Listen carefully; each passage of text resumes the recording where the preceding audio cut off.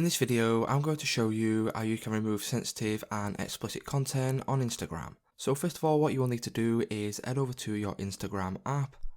Once you do that, you will obviously be on your main feed here, and now you need to head over to your profile. Once you head over to your profile, you can now click on the three lines in the top right hand corner.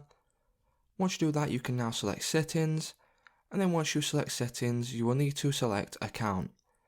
Once you select account, you then need to find sensitive content control, which is around the middle of the page. So once you select that, as you can see, you have three options here. So you have allow, you have limit, and then you have a limit even more. So what limit even more does is you may see fewer photos and videos that could be upsetting or offensive. So if you want to disable and remove almost all of the sensitive content on Instagram, what you can do is click on this button here.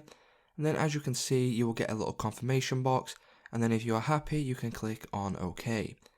So it's just as simple, guys. If this video did help you out, please leave a like on today's video, and I will see you in the next one.